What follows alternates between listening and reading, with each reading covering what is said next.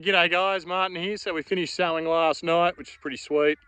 Yeah, now we've just got to come through and just do our knockdown spray, try and clean things up.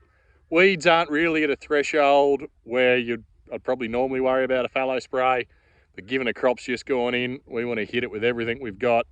So we're hitting it with some pretty high rates of gly and yeah, tidying everything up. We don't really have much weed resistance here.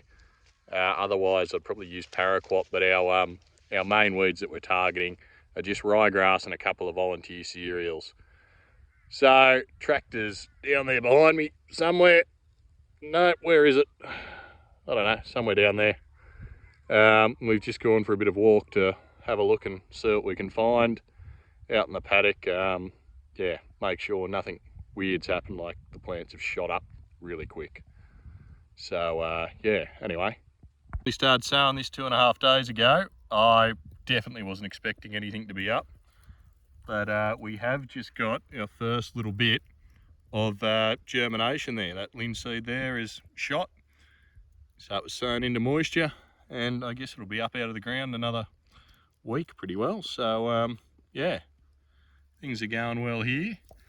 And where was it? I just saw one a moment ago. Yeah, that's what we're targeting.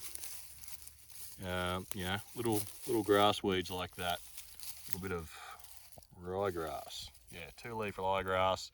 So obviously we've got a fairly high water rate here to try and get that stuff.